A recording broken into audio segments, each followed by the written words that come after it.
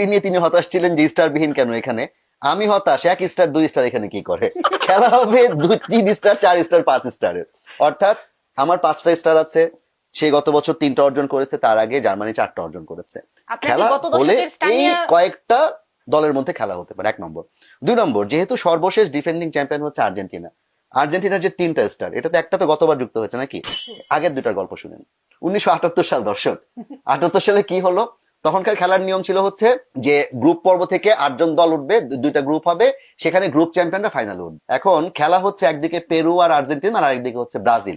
আর্জেন্টিনায় তখন হোর্হে ভিদেলা নামে একজন স্বৈরশাসক শাসন করছেন। তিনি যেটি করলেন, তিনি হচ্ছে ফিফাকে কনভিন্স করে যে কোনো উপায়ে, খেলার নিয়ম ছিল যে দুটো দল একসাথে খেলবে, মানে একই সময় খেলবে, যাতে কিনা কেউ গোল ব্যবধান না জানতে পারে।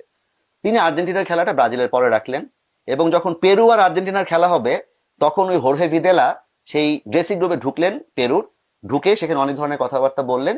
তখন পেরু হচ্ছে বিশ্বের অন্যতম সেরা রক্ষণভাগ, এবং সেই রক্ষণভাগ সে সময় কি করলো, 6-0 গোলে হারলো আর্জেন্টিনার কাছে, এবং আর্জেন্টিনা ফাইনালে উঠে গেল। কারণ কি, ব্রাজিলকে যদি টপকায় আর্জেন্টিনাকে ফাইনালে উঠতে হতো, তাহলে কমপক্ষে 4 গোলের ব্যবধানে জিততে হতো, সেই জায়গায় তারা 6-0 গোলে জিতলো।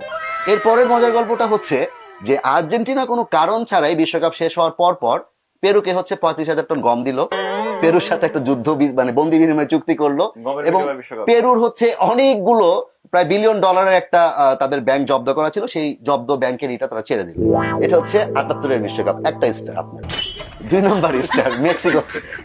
ঘটনা হচ্ছে খুব গরম, আর্জেন্টাইন খেলোয়াড়রা খুব ক্লান্ত, এবং তারা যে জার্সিটা বানিয়েছে, মানে গরিব দেশ ততদিনে, তারা ওই যে পেরুতে ধান টান গম টম দিয়ে, এবং ওই ভিদেলা শাসনামলে থেকে গরিব হয়ে গেছে অলরেডি, তারা খুব গরম লাগছে, এবং যে জার্সি দেওয়া হয়েছে সেই জার্সি পরে খেলতে পারছে না এত গরমে, এখন পাতলা জার্সি লাগবে। কি করলো তারা, তারা অফিসিয়াল জার্সি বাদ দিয়ে মেক্সিকোর লোকাল মার্কেট থেকে পাতলা কাপড়ের জার্সি কিনে নিয়ে আসলো, এই যে পেছনের জার্সি গুলোর মতো, প্রপসের মতো, এবং সেই জার্সি পরে তারা হচ্ছে সেমিফাইনাল ফাইনাল খেললো, এবং এটা দিয়ে তারা বিশ্বকাপ জিতলো। এবং আরো মজা, হাত দিয়ে গোল করলো, হাত নাকি ঈশ্বরের হাত হয়ে গেল। এই হচ্ছে তার 2 স্টার। 3 নাম্বার স্টার, জানেন যে সৌদি আরবের সাথে প্রথম ম্যাচে খোরমা খেজুর 2 গোল, 2-0। দ্বিতীয় ফাইনালে ওঠার আগেই মানে মেসি ধাক্কা খেলেই পেনাল্টি, আর নেইমার ধাক্কা খেয়ে গড়াগড়ি খেলো, পেনাল্টি তো দূরের কথা, নেইমারকে হচ্ছে হলুদ কার্ড। গতবারের কথা বলছি, মানে তাকে মারলেই হচ্ছে হলুদ কার্ড, নেইমার মার খেলো, নেইমারই হলুদ কার্ড খায়, আর ওদিকে মেসির সাথে যদি গায়ে ধাক্কা লাগে তাও পেনাল্টি। সর্বশেষও তারা পেনাল্টি দিয়ে কিন্তু বিশ্বকাপটা জিতলো, এবং তখন গত বিশ্বকাপে তাদেরকে বলা হলো আর্জেন্টিনা নাকি পেনাল্টি না, মানে রেফারি, আপনি নিশ্চয়ই জানেন সেটি।